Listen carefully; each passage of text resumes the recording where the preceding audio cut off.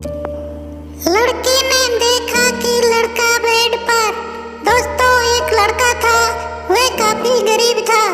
उसके पास ना तो कुछ खाने को था और ना ही रहने को घर था। वह अपने दोस्त के घर रहा करता था। उसने एक छोटी सी कंपनी में पेंटिंग का काम करना शुरू कर दिया। धीरे धीरे उसके पास काफी पैसे भी हो गए। बाद में वह काफी धनी भी हो गया, लेकिन अभी भी उसके अंदर कुछ कमी का एहसास होता था। जब वह छोटा था तभी उसके माता पिता इस दुनिया से चले गए थे। उसने कभी प्रेम को नहीं जाना था। एक दिन जब वह अपने किसी काम से बाहर गया था तो उसे एक लड़की दिखी जो कि काफी अच्छी और खूबसूरत थी। उसको देखते ही इस लड़के को उस लड़की से प्रेम हो गया। वह काफी देर तक उस लड़की को देखता रहा। कुछ देर बाद वह लड़की वहां से चली गई। कुछ दिनों तक यह लड़का उस लड़की को खोजता रहा, लेकिन वह लड़की नहीं मिली। लेकिन नियति ने उस लड़की से इस लड़के को मिला दिया। वह लड़की इस लड़के के घर काम की तलाश में आई थी। लड़के ने लड़की को तुरंत घर के काम के लिए रख लिया।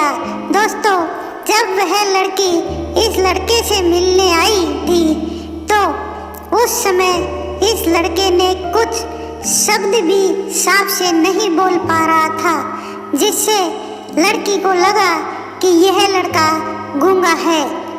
लड़का भी जान गया था कि यह लड़की हमें गूंगा समझती है।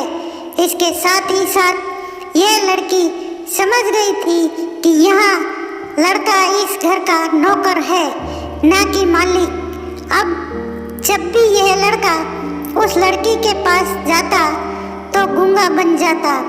दोस्तों, धीरे धीरे वह लड़की इस लड़के पर काफी रहम खाने लगी। अब उसे इस लड़के के लाचारी पर प्यार होने लगा।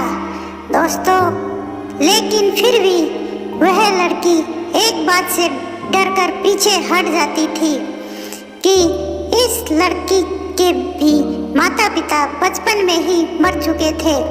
इस लड़की को इसके चाचा ने पाला था और वह चाहता था कि वह जब तक जिंदा रहे यह लड़की उसके खाने और पीने का पैसा देती रहे। लड़की का प्रेम हद से भी बाहर जाने लगा। लड़के के एक खांसी पर भी वह लड़की दौड़े उस लड़के के पास पहुंच जाती थी। अब लड़का भी समझ गया कि इस लड़की को मुझसे प्रेम हो गया है। लड़का भी बहुत ज़्यादा उस लड़की से प्रेम करता था। उसने पहले लड़की के बारे में सब कुछ पता किया। दोस्तों, जब उसे सब पता चल गया तो वह बहुत रोने लगा, क्योंकि उसने गूंगे होने का झूठ बोला था। अब वह दिन और रात रोने लगा। लड़की अपनी सैलरी में से लड़के का इलाज करवाने को कहती थी। एक दिन सुबह ही उस लड़की को पता चला कि वह लड़का हॉस्पिटल में भर्ती है। वह दौड़ते हुए जब हॉस्पिटल में पहुंची तो लड़की ने देखा कि लड़का बेड पर बेहोश पड़ा है। उसके आसपास काफी मशीन लगी हुई थी। जब लड़की डॉक्टर के पास पहुंची तो वहां पर डॉक्टर ने उसे बताया कि लड़का अब बोल नहीं सकता है।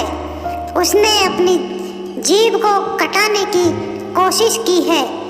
इसके साथ ही उस डॉक्टर ने उस लड़की को एक पत्र दिया। दोस्तों, उस पत्र में लिखा था, मैं एक काफी धनी लड़का हूँ।